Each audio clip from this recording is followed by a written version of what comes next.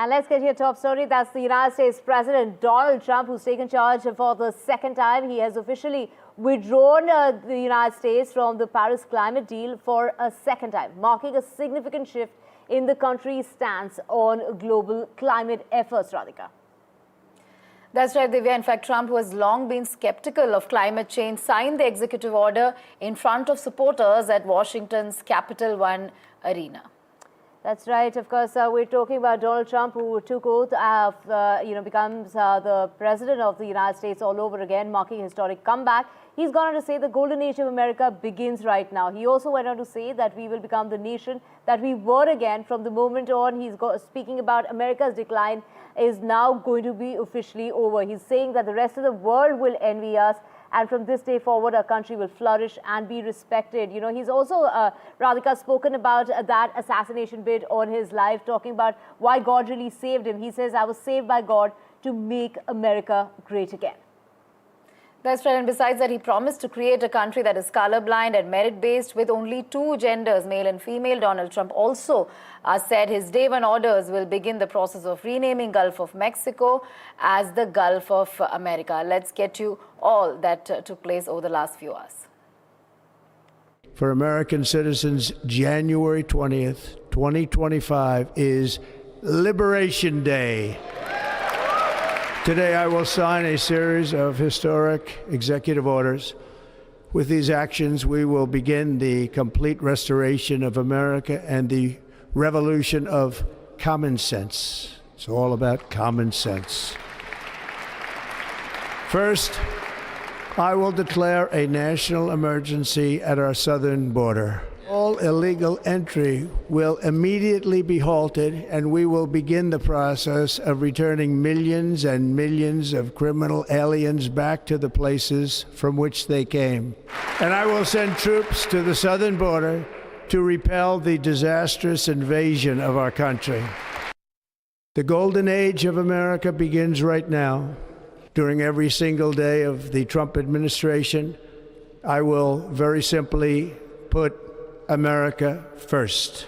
The vicious, violent, and unfair weaponization of the Justice Department and our government will end. In the past 8 years, I have been tested and challenged more than any president in our 250-year history, and I've learned a lot along the way. The journey to reclaim our republic has not been an easy one, that I can tell you. Those who wish to stop our cause have tried to take my freedom and indeed to take my life. Just a few months ago in a beautiful Pennsylvania field, an assassin's bullet ripped through my ear. But I felt then, and believe even more so now, that my life was saved for a reason. I was saved by God to make America great again. This week, I will also end the government policy of trying to socially engineer race and gender into every aspect of public and private life.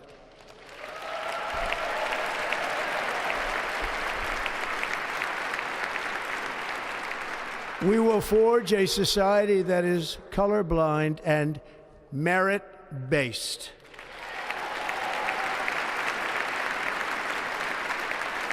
As of today, it will henceforth be the official policy of the United States government that there are only two genders, male and female.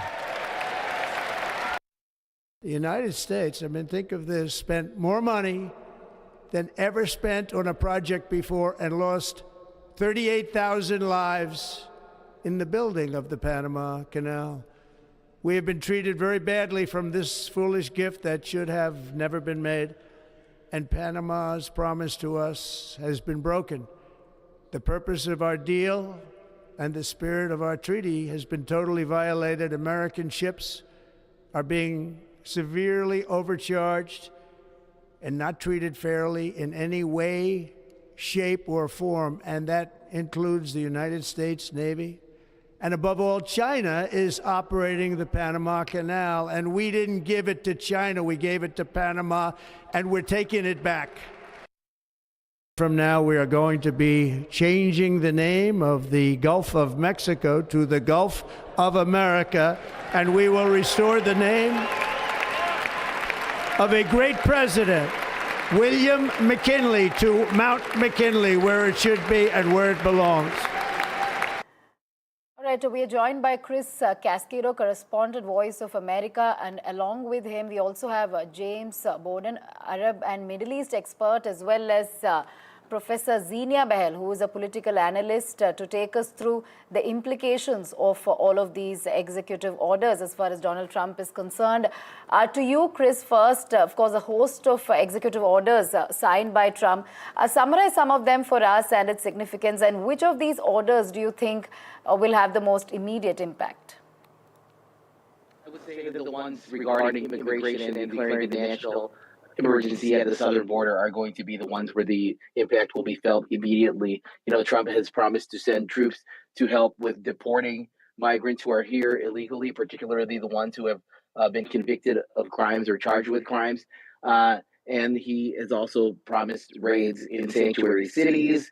And he's also promised to deport people that have been here for a long time, that that are just here illegally. So, this is the issue that Trump believes won him the election. Now, I want to highlight two of the others, the ones where Trump wants to end birthright citizenship and halting the ban on TikTok by 75 days. Now, this is going to be a test of the limits of presidential power, because birthright citizenship is enshrined in the Constitution in an amendment, and it would take a constitutional amendment to overturn it.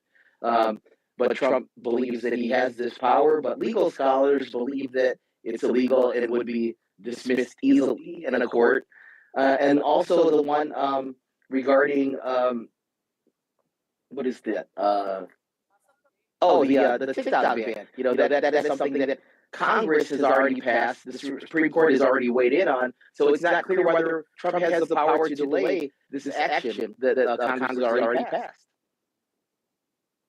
So, Chris, let's also, of course, thank you so much for joining us with all those details. And this is Donald Trump hitting the ground running. Of course, let's just go across to our guests as well. James Bowden, how different was Donald Trump's speech this time around from the first time that he was sworn in as the president? And, he's gone on to say that, it's not about just, winning battles, but about stopping wars. Can Donald Trump really stop the war when it comes to Ukraine and Russia? It was a fairly different speech this time around. It seemed to be even more America-centric than before. I was very surprised by the lack of any Middle Eastern agenda whatsoever in his first term. He wanted to go after Iran, and he made that a centerpiece of his extended American foreign policy, if you will. But this year, this time around, we haven't seen that. So whether he can stop the war in Ukraine, I have a lot of reservations about that. We have seen how his efforts in Israel have actually helped destabilize the Netanyahu government. And it's really, his foreign policy approach of sledgehammer diplomacy has caused a lot of secondary problems. And going after and moving on to Ukraine, I have a lot of concerns about what he might do and how he'll approach that, and whether we'll see equal problems. It might solve one crisis, but create more. And the Ukraine war, I think, is a lot more intractable because you have two parties there who are very entrenched. They've got a long occurring war, and it's hard to see any daylight between the two positions. Right. Thank you, James, for that. We also have Zenia Behel, who's a political analyst. Zenia, thank you for joining us. My question to you is, there are aggressive measures, of course, being taken by Donald Trump in terms of those orders that is signed. But with plans to declare a national emergency at the southern border and initiate mass deportations, how will these actions really impact communities and the economy at large? See, a lot of scholars would argue that immigration and immigrants support the economy. A lot of these immigrants from South America work in meat packaging industries and other manufacturing industries. They also do a lot of menial jobs in farming, right, in the farming industry. So there is a lot that they support within the US economy.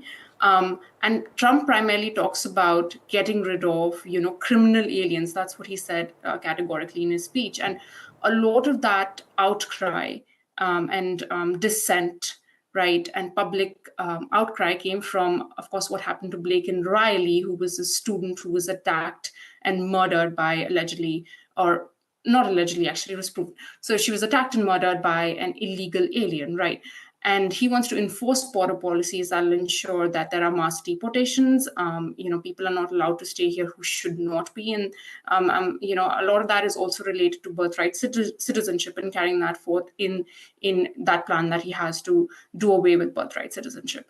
What I will see and what I'm likely going to see is probably more support for the Department of Homeland Security, for the Justice Department, to ensure these mass deportations. At the end of the day, you need personnel, you need resources to be deployed at the border. Trump has said that he'll continue construction of the border wall to keep cartels out, right, to prevent fentanyl from being smuggled into the United States. So it's all linked to several issues. And what we might expect to see from the Trump administration is some really stringent measures, of course, more mass deportations than what was done in his previous administration, and probably more illegal border crossings, because he's done away with that CBP app, which allowed users to apply for asylum, right? That stopped today. And for the next 4 months, no asylums would be granted.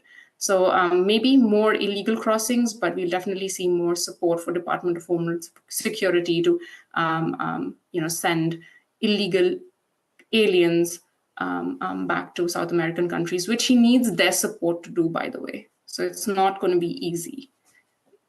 It's a pretty heavy lift. Right. James, over to you.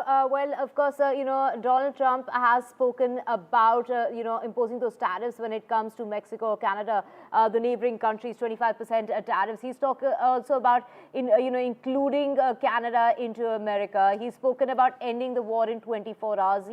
Donald Trump is known to make headlines, to grab eyeballs. But he's also spoken about only two genders going forward, male and female. How is the transgender community going to react to that? I'm really not sure. Being an Arab and Middle Eastern expert, I'm not really deeply familiar with that area. Most of the people that I talk to, they have their minds already made up. I think that it's going to just kind of carry on the great debate that we have here in our society about that issue. And if you're already committed to the Democrat and leftist side, then your mind is already made up on that. For those who may have that issue in their life and they're on the right, there's actually great silence about it. So it's really hard to get to the core of that issue. Right, and Professor Zenia, if I could come to you, Trump's withdrawal from Paris Climate Agreement is seen as a major setback for global climate efforts. So what are the potential consequences of exiting this accord once again, and how might this withdrawal impact U.S. international relations, particularly with allies who've been advocating for climate action? That's a very interesting question that you asked me, Radhika, because I think the answer to that question is pretty much in that inaugural speech that he gave, wherein he clearly said that he wants to drill, baby, drill, right? And then he enforced a series of executive orders regarding energy consumption in the United States and ensuring that fracking, doesn't take as much time to get those clearances, those licenses within the United States. And it is far easier, right, to get those clearances to be able to drill.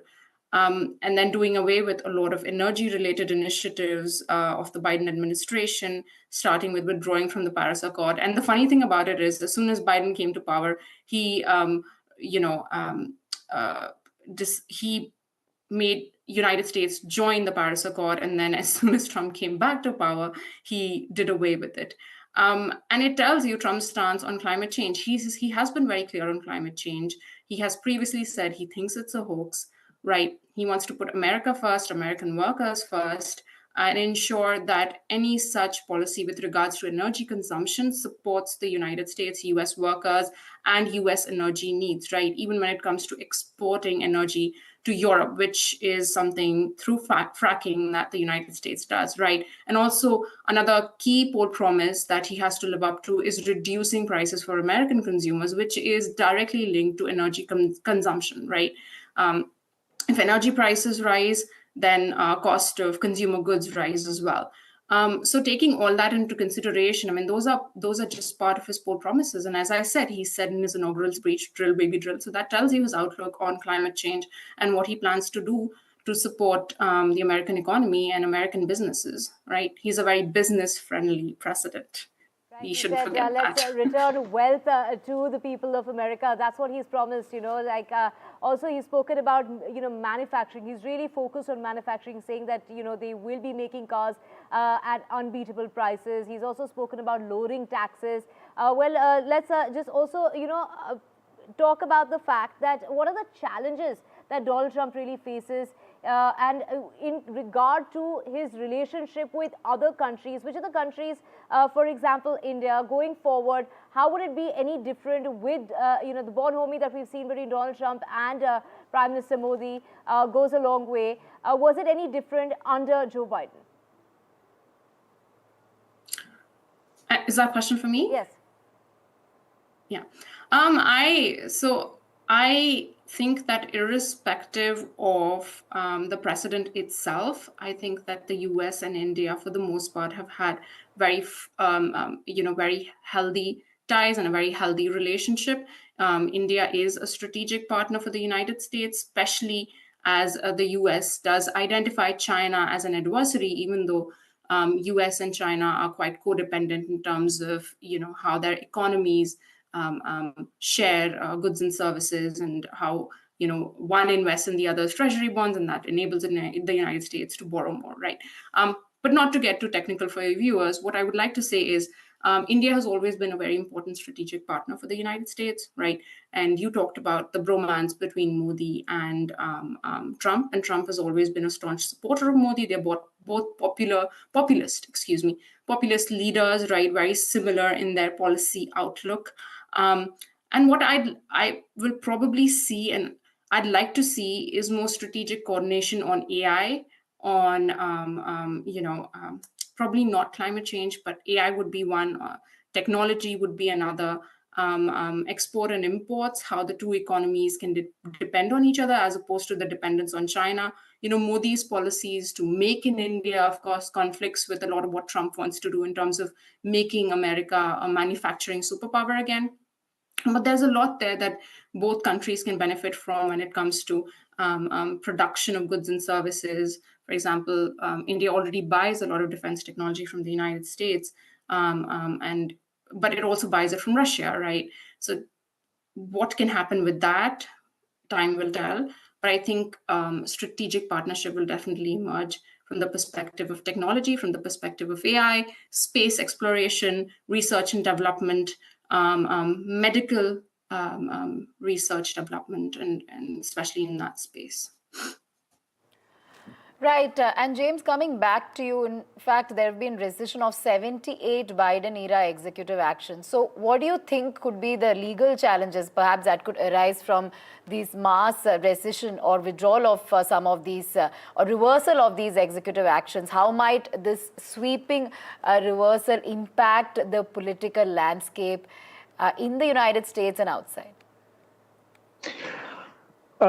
Again, very challenging question. And I can only foresee a great number of these issues going through the lower courts and then eventually ending up in the Supreme Court, especially the attempt to change the birthright, which is a constitutional amendment. So that's going to have to pass constitutional examination in the Supreme Court. And a lot of these other issues will again, be litigated out. And I think that, addressing something here, especially with trying to undo like the Biden policies vis-a-vis the environment, one of the main reasons why Trump would like to acquire Greenland is so that he can acquire not only rare earth minerals that are very important for U.S. sovereignty, both from a technological and military point of view, but also there's a lot of untapped oil and natural gas in that region, which has not been blocked off due to various executive orders that have been passed. And I think that getting out, if I can go back a little bit to another question, getting out of the Paris Climate Accord was actually a wonderful idea, because there's about a page of actual benchmarks to meet, and then the rest of the agreement is just a bunch of wealth transfer of billions and billions of dollars from wealthy nations to impoverished countries in different parts of the world. I mean, it has very little to do with the actual environment and more to do with what I would call worldwide socialism.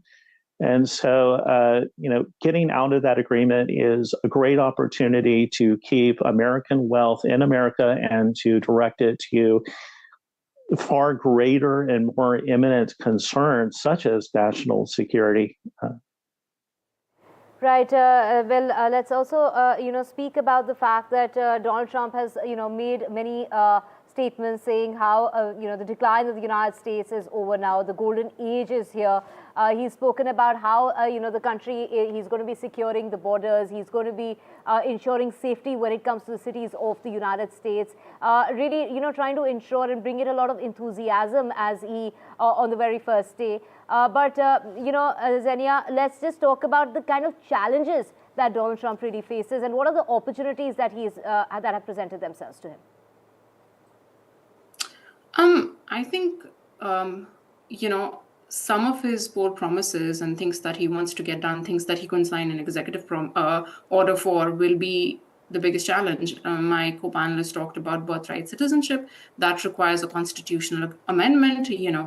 Any executive orders can be blocked by courts because, again, it's a birthright entitlement, right, that is given to just about anybody who comes to the United States. However, in both the House and the Senate, one of them Republicans have control over, one of them the Republican Party has a simple majority. So let's see how that turns out. That'll be a challenge for him. Taking over the Panama Canal, that'll be a challenge for him because if you recall, a treaty was signed, approved by the Congress to actually give control to Panama, right? So taking that back would be a challenge, and he will not be able to do it on his own. He will need support from the Panama government. And in 1989, actually, George W. Bush did invade Panama. So let's see what Trump does, but that'll be another challenge for him. Taking Greenland away from Denmark, as my co-panelists talked about, another big challenge for him. And then, tariffs, I think, being able to set the tone for other countries, be it US, be it Mexico, Canada, and ensuring that, the consumers in the United States don't suffer because of the 25% tariffs that he plans to impose on February 1st, and then inflation and what he can do for that. I think those will be the biggest challenges for him. But of course, the biggest opportunities, right, for him as the president, and how he can deliver on his bold promises to voters. Right. And to you, James, about the entire TikTok ban, its reversal. Trump has signed a TikTok order delaying ban of app in the United States. So how is this being received? How will this be received? And what perhaps might have prompted him to reverse the impending ban on TikTok? So this is something I'm really not happy about, and I'm not happy about his reversal. And it just seems to be very cravenly politically driven and all about his poll numbers and the results in November. The United States Congress made a very careful and very well-considered law not because of privacy concerns or data leakage, but because of algorithm manipulation by the government of China. And it posed a real serious danger. Just having that app downloaded on a cell phone can cause your cell phone to be tracked, and they can actually map out bases and routes that people take. So there was a grave national security interest in this. And Trump initially was for it. Let's ban it. Let's get rid of it.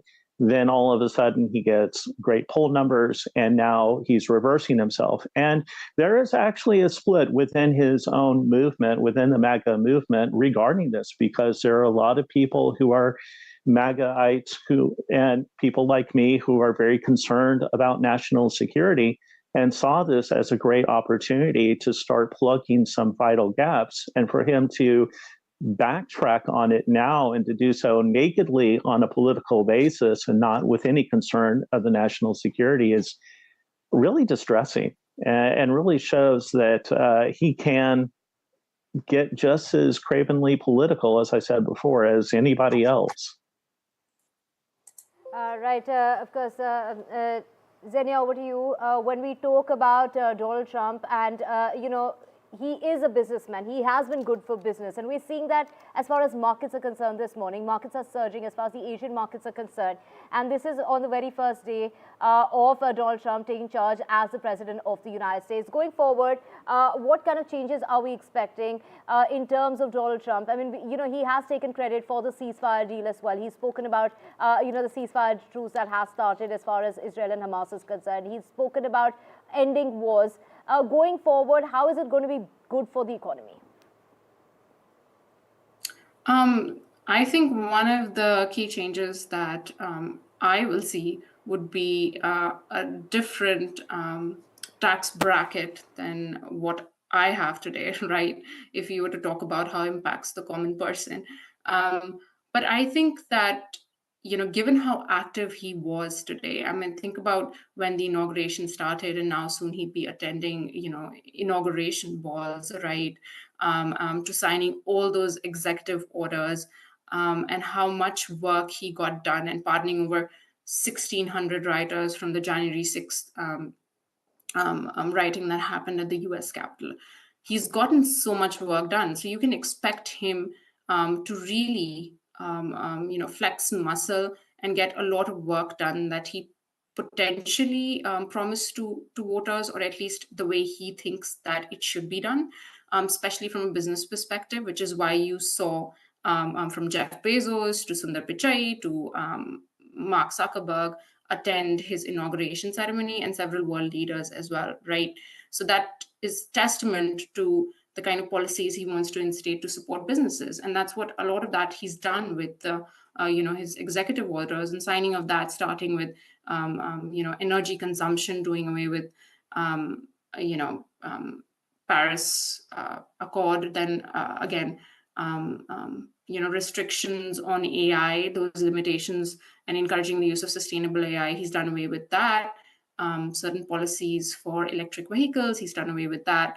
Establishment of Dodge, which is going to be led by Elon Musk and Vivek Ramaswamy, right, to make the federal government more efficient, to possibly cut staff, right, to cut bureaucracy, red tape. So you're going to see a lot of, I would say, business-minded policies from him, and more so business-minded actions from the Senate and the House, based on, as I said, how he wants things to get done. Right. Thank you so much, Xenia and James, for joining us this morning.